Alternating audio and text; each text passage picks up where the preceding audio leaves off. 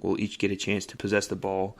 And that's kind of a move that you probably should have seen coming because of all the games that were decided this year in the playoffs by one team getting the ball first and going down to score, and when teams were going back and forth, and the other team that was going back and forth now just loses the game without touching the ball.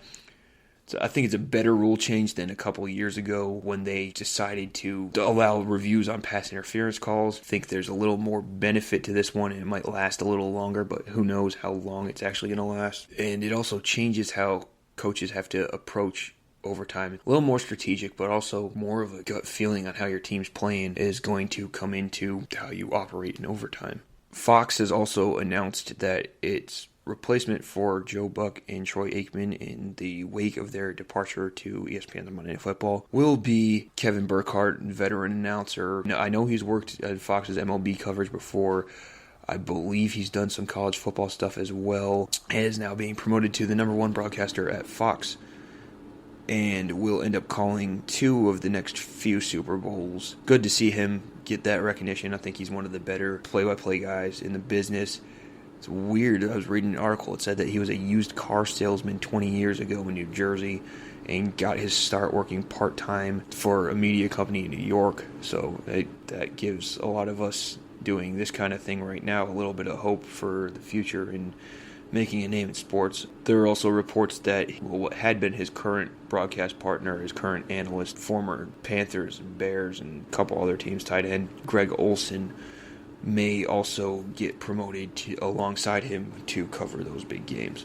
To baseball, legendary slugger Albert Pujols is returning to the St. Louis Cardinals on a 1-year deal and announced that this year will be his last season in the pros. Pujols joined the Cardinals back in the early 2000s and is now returning to St. Louis, just 21 home runs shy of 700 for his career.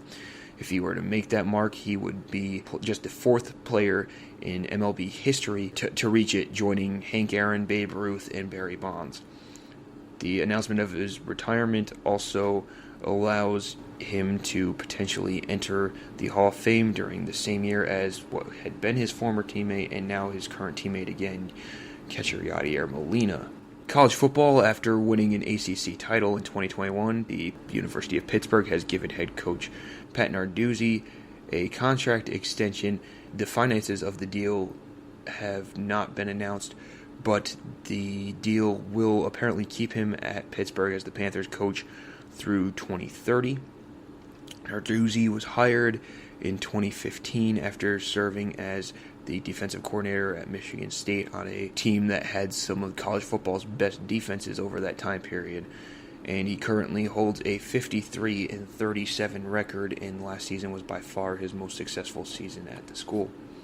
To the NBA, Pistons forward Jeremy Grant is expected to miss the rest of the season with a calf strain.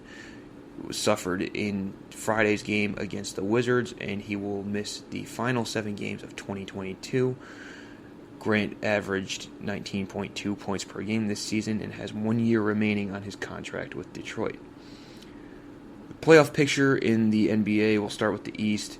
1 seed Miami, 2 seed Philadelphia, 3 seed Milwaukee, 4 seed Boston, 5 Chicago, and 6 Toronto has jumped over Cleveland. Cleveland has slipped down to the 7 seed and it would be playing Atlanta in the play-in tournament, whereas Brooklyn is the 8 and would be playing Charlotte in the play-in tournament. Miami, Philly, Milwaukee, Boston, and Chicago for now are safe in that regard. In the West, Phoenix is running away with everything with the best record in the league. Even Memphis, who's the 2 seed, is playing really well and is still 8 games behind them. Golden State has the 3, Dallas has the 4, Utah 5, and Denver is the 6, but honestly, the 3 through 6, they're so close to each other in the standings that could flip-flop real easily. And then in terms of the play-in bracket, Minnesota would be the 7 seed playing the Lakers, and the Clippers would be the 9 seed playing the Pelicans, and San Antonio is just a half game out of that 10 spot. And in the NHL playoff picture in the East, the Atlantic Division, Florida, Tampa, and Toronto currently have those 3 playoff spots. Carolina, Pittsburgh, and the Rangers have them in the Metropolitan. And the wild cards are the Bruins and the Washington Capitals. No one else is really in the playoff picture out in the East, but Boston and Toronto and could flip-flop, and Washington could also catch one of the teams in its division. In the West, Colorado's running away with the whole thing. Minnesota and St. Louis are the other Central Division teams that are currently in the Pacific Division. We've got Calgary, the LA Kings, and Edmonton, with Nashville and Vegas are currently the wild cards. Vegas could catch the Kings or the Oilers. Nashville is also right behind St. Louis and Minnesota. Also, Dallas, Winnipeg, and Vancouver are still alive in the wild card race. Dallas is just 1 point behind Vegas. Winnipeg was 2 and Vancouver was 3. Well, it was a little bit of an abbreviated episode this week, but that's going to do it for the Travis on Sports podcast this time around. As always, be sure to check out older episodes and be on the lookout for new episodes here on Spreaker and Spotify and Apple Podcasts, or on our social media pages, or wherever you listen to the show. Thanks again for listening, and I will be back with what hopefully has more material in it next week. And also be on the lookout on the Football Savant podcast for a recap of the March events with the Combine at the beginning of the month, and Pro Days and free agency throughout the month.